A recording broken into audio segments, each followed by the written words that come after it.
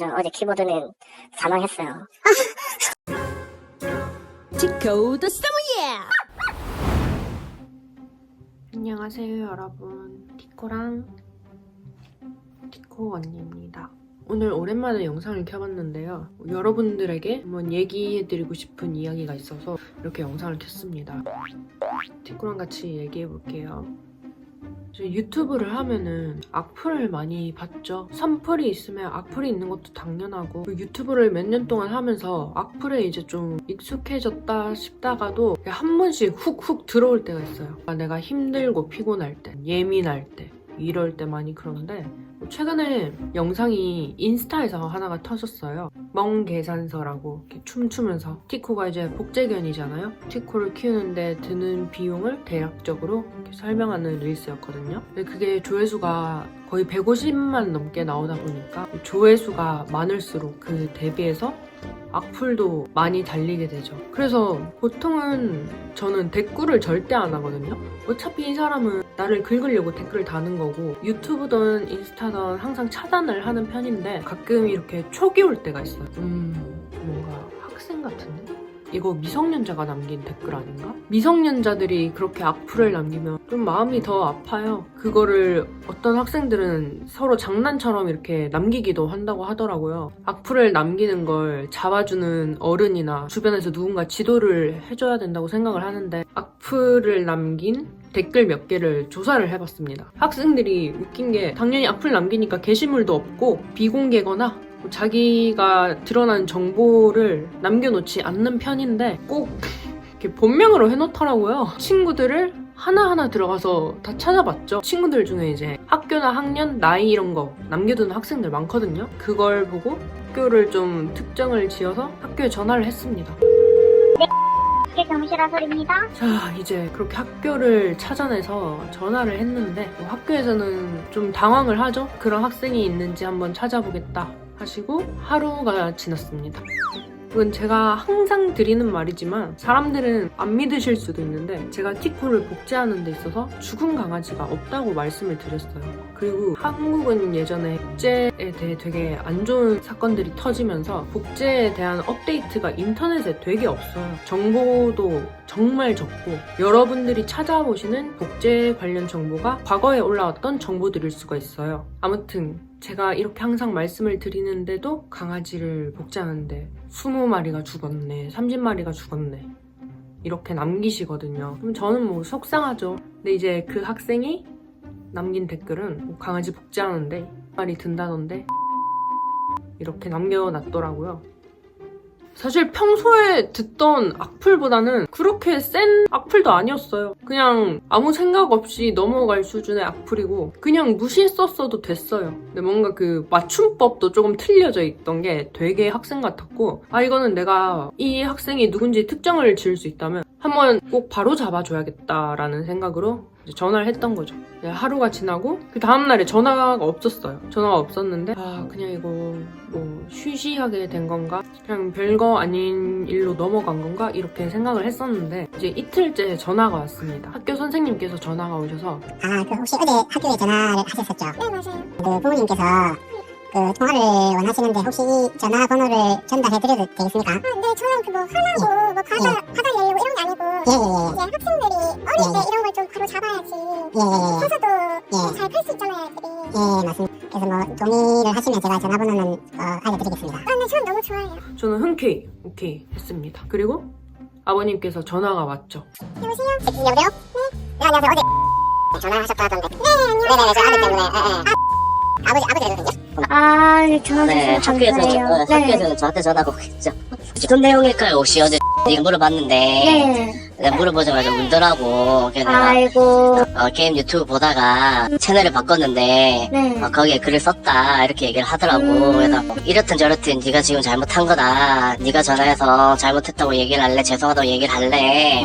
했더니 아빠 내가 DM을 보낼게요 라고 하더라고. 너는 어떻게 이렇게 신개념으로 사고를 치냐.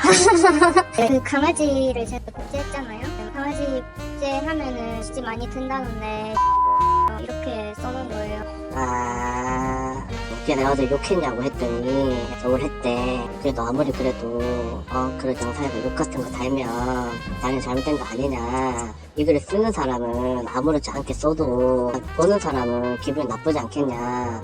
네 영상에 친구들이 야 라고 적어놓으면 네가 기분이 나쁘듯이 똑같은 거라고 이렇게 얘기를 했지. 그게 울고만 있는 거야. 그 애가 아빠를 워낙 무서워하니까 울고만 있는 거지. 어떻게 보면은 제 입장에서는 아침에 출근하면서 일어나 있길래 들어가가지고 이제 왜 그러냐 이랬더니 이게 자기 옷장에 숨어 있더라고.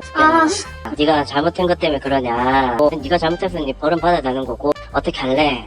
그렇게 얘기해서 애가 너무 이렇게 또 자존감이 빠지는 것 같아가지고 얘 너무 크게 걱정하지 마라. 네가 잘못한 거를 깨우치면 되는 거고 추후의 문제는 어쨌든 아빠 엄마가 책임을 져야 되니 얘는 거기에 대해 걱정하지 말라 하고 제가 나왔거든.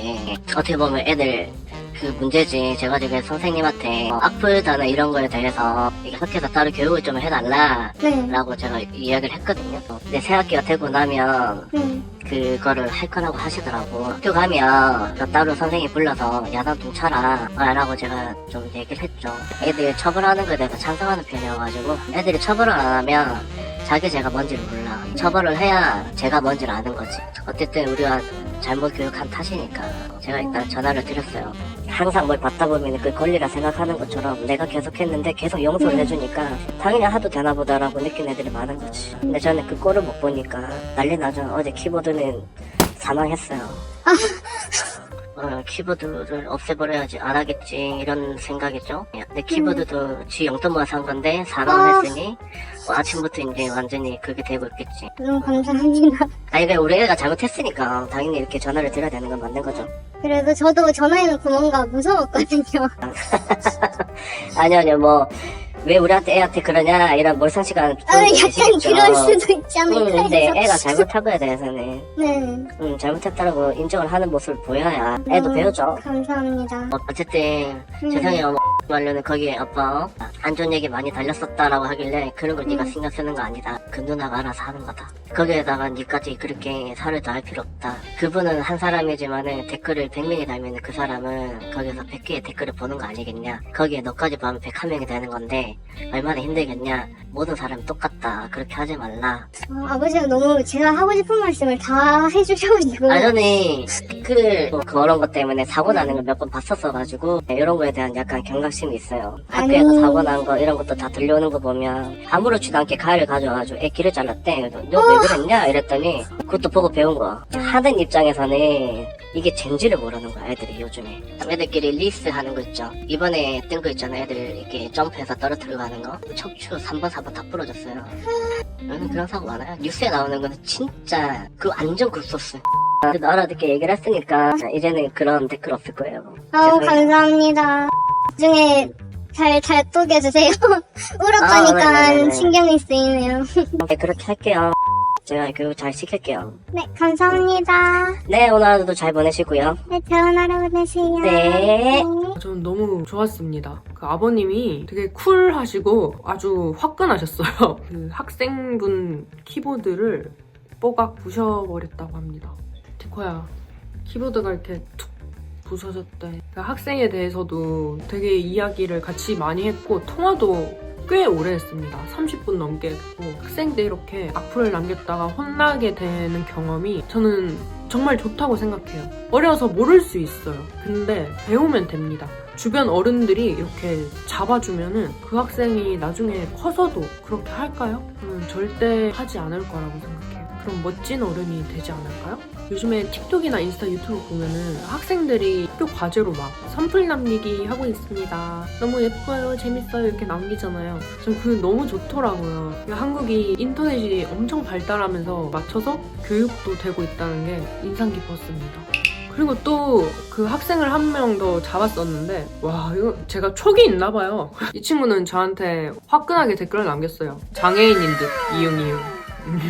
그래서 제가 이 학생 인스타를 싹 가서 봤죠. 근데 또 본명은 적어놨어요. 그 학생이 남긴 댓글에 답글을 남겨봤어요. 아, 너 여기 중학교네? 너 학교에 전화한다? 이러니까 고 남기더라고요. 아 이거 좀 킹받잖아요. 근데 거기서 딱 느낌 왔죠. 아 여기 아니구나. 내가 잘못 짚었구나. 그 후보가 2개 있었어요. 근데 둘 중에 어디를 전화해볼까 고민이었는데 그 중에 하나를 남겼는데 거기서 걔가 이게 아니라고 말한 격이 된 거죠. 아, 여기 학교네 이러니까 고 또 남기더라고요. 아, 그래서 살짝 약 올랐는데 얘가 몇 분 뒤에 저를 차단하는 거예요. 아, 여기네. 이 학교네? 라는 생각이 들어서 다음날 바로 전화했습니다. 경수삼입니다. 아, 안녕하세요. 혹시 학교에 전화해서 이런 학생이 저한테 악플을 남겼고 저 사과를 받고 싶습니다 하니까 그 선생님께서 연락을 주신다고 하셨고 기다렸습니다. 여기는 다음날 바로 연락이 왔어요. 다음날 연락 오셔서 부모님께 말씀드렸고 여기는 부모님이랑 따로 통화는 하지 않았어요. 부모님께서 사과해라, 네가 직접 사과해라 이렇게 말씀하셨다고 해서 알겠습니다, 사과하겠죠 하고 기다렸죠. 그러니까 이제 귀여워. 차단 풀고 댓글에 사과하고 싶습니다, DM 확인해주세요 이렇게 댓글 남겼더라고요. 그 학생이랑 얘기로 좋게 풀렸어요.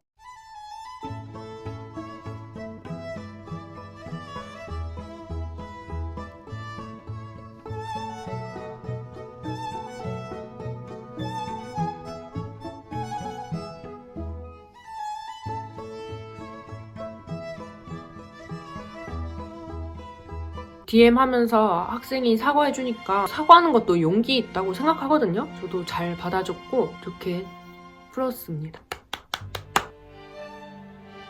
요즘에는 얼굴 가리고 유튜브 해도 다 잡히는 시대잖아요. 누군가는 내가 남긴 악플을 보고 나를 특정할 수도 있다고요. 그러니까 우리 모두 댓글 남길 때는 꼭 자기 얼굴이 보인다고 생각하고 남겨주셨으면 좋겠어요. 스티커 넌 좋은 것만 보고 들어. 알겠지? 다음에 또 전해볼 이야기 있으면 가지고 와볼게요. 자, 그럼 안녕.